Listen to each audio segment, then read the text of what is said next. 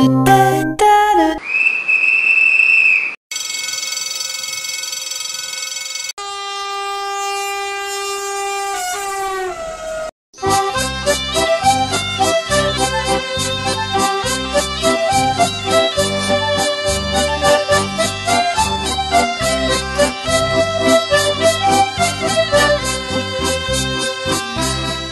flânant dans Paris, qui n'a eu l'idée de pousser la porte d'un grand café avec l'intention de découvrir un peu de l'histoire cachée derrière ses glaces?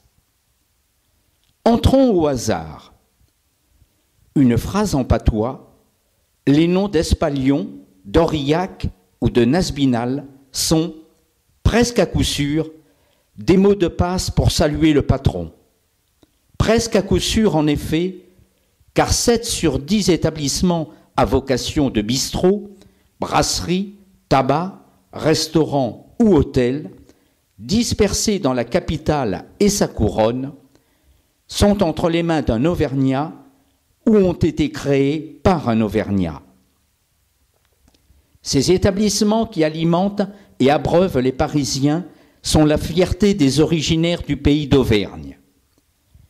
Fruit d'efforts continus pendant des décennies et d'ascensions individuelles remarquables, ils s'inscrivent agréablement dans la ville dont ils ont suivi l'évolution. Par le maintien des traditions et par leurs propres valeurs, ils portent une part du rayonnement international de Paris dans les domaines de l'accueil et de la gastronomie. Ils constituent par leur nombre et par leur niveau une puissance économique et, si l'on considère la continuité de leur exploitation, un phénomène social, le phénomène auvergnat. Le temps, en effet, n'a pas réussi au long des années à entamer l'identité des Auvergnats de Paris, comme il l'a fait pour les groupes immigrés d'autres provinces. Et l'on peut encore, en 1986, reprendre la célèbre boutade du grand humoriste qu'est notre compatriote Alexandre Vialat. L'Auvergnat descend de ses ancêtres. Peu de gens en France descendent de leurs ancêtres. L'Auvergnat fait exception. Pour bien comprendre le phénomène, il est indispensable de remonter vers ses origines et de relever les circonstances dans lesquelles il s'est développé.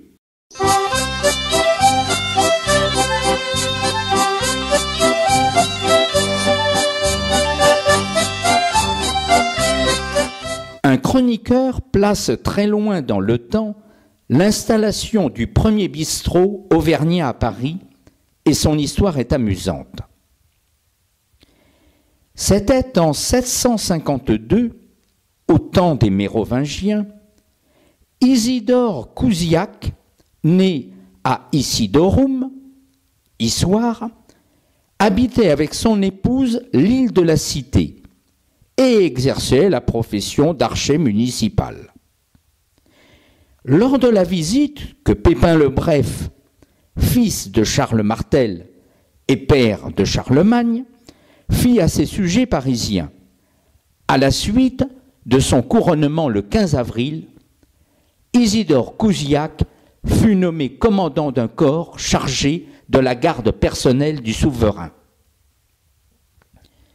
Ayant pris rang de notable, il tint, comme les autres grands, à offrir un présent. Sans fortune et avec peu de moyens, il trouva, en bon auvergnat avisé, une idée originale autant qu'économique. Il présenta au roi un lapin blanc de grande taille, vivant et posé sur un coussin bleu richement brodé par dame Cousiac.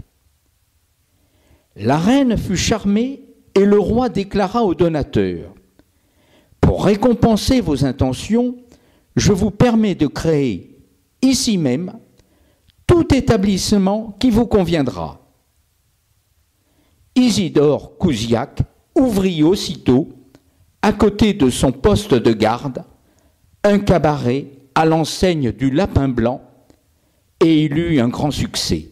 Quelque temps plus tard, En 1292, alors que les sculptiers garnissaient richement les façades de Notre-Dame, toutes neuves et toutes blanches, un Clermontois, Adam de Maillet, tenait à 2 pas rue Galande la taverne des Trois Maillets et figurait au livre de la taille de Paris. Plus près de nous, en 1850, un Aurillacois d'origine fondait, à l'emplacement du cabaret d'Isidore Cousillac, rue aux Fèves, un nouveau cabaret à l'enseigne du Lapin Blanc. Il obtint un succès considérable et passa à la postérité par l'influence politique de sa clientèle. C'était un haut lieu de réunion des simples, appellation non péjorative des ouvriers de l'époque. Touché par le bouleversement haussmannien, il disparut en 1860, au moment même où l'histoire allait changer le cours de la présence auvergnate à Paris. Les années 1860 constituent, en effet, pour celle-ci un nouveau point de départ. Les grands événements politiques et économiques de la fin du siècle vont lui fournir de nouvelles conditions d'évolution et de développement. Jusque-là, la société était organisée autour de petits ateliers individuels et Paris n'était qu'une province dans laquelle tous les villages se seraient juxtaposés. Depuis Napoléon Ier, l'économie était languissante et les crises se succédaient. L'immigration auvergnate avait été relativement peu importante et fournissait surtout une main-d'œuvre de services et de petits métiers. Porteurs d'eau, cochers, gens de maison, ramoneurs et chiffonniers. Seule une activité se détachait, celle des chaudronniers ferrailleurs. On enregistrait parmi eux quelques réussites, peu nombreuses mais remarquables. La famille Laveissière pouvait mener grand train de vie après avoir acquis les châteaux d'Auteuil et de Draveil.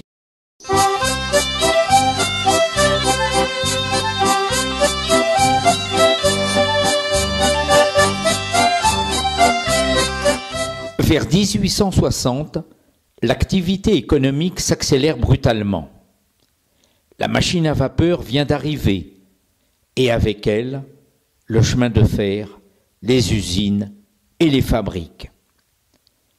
Napoléon III décide de faire de Paris une grande capitale, avec de larges avenues et des lieux de loisirs, jardins publics, théâtres. Le préfet de la Seine qu'il désigne spécialement pour le réaliser, le baron Haussmann, lance la plus grande opération immobilière de tous les temps. De 1853 à 1870, il perce la plupart des grands boulevards et avenues que nous connaissons aujourd'hui et ouvre notamment les places de la Bastille, de la République et de la Nation. Après 1870, malgré la défaite de la France et la mise à l'écart du baron Haussmann, les grands chantiers vont continuer jusqu'aux années 1900. On construit les immeubles bordant les artères nouvelles. On bâtit des églises, des théâtres, des monuments, les grandes gares et leurs quartiers. On organise une exposition universelle tous les 11 ans, 1878, 1889, 1900. La liste des édifices apparus entre 1860 et 1900 est très longue. Citons parmi les plus importants Saint-Augustin, la Trinité, le Sacré-Cœur, l'Opéra, la Sorbonne, le Muséum, le Palais de Chaillot, la Tour Eiffel, le pont Alexandre III. Sans oublier le métro, pour lequel les rues de Paris se transformèrent en immenses tranchées à partir de 1895. Auprès de ces 40 années de fin de siècle, celles que nous venons de vivre depuis 1945, paraissent bien ternes sur le plan de la construction, malgré les grands chantiers que nous avons connus pour le quartier de la Défense ou les villes nouvelles. La France est alors riche. Elle a payé cash l'énorme amende imposée par les Prussiens après le désastre de notre armée en 1870 et se permet de continuer ses immenses chantiers. Le mouvement des affaires est important. Le niveau de vie des bourgeois et des ouvriers augmente rapidement. Les innombrables établissements de loisirs ne désemplissent pas. Par contre, il n'y a aucune protection sociale. La durée du travail n'est pas limitée. L'hygiène et la sécurité sont méconnues. Les faibles et les malades sont voués à des conditions de vie misérables qui alimentent une littérature réaliste et de grandes agitations politiques. Toutes les conditions sont réunies pour un grand mouvement d'émigration des campagnes vers la ville. Et il se produit.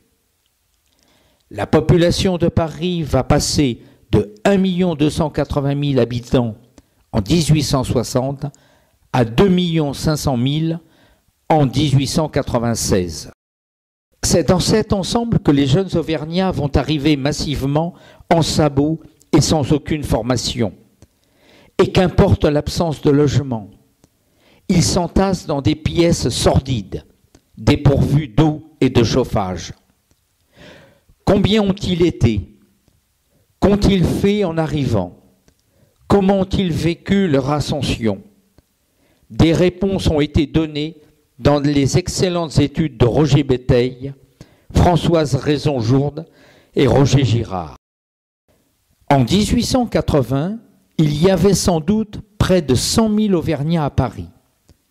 60% étaient ouvriers du bâtiment, personnel de maison, cochers ou exerçaient de petits métiers.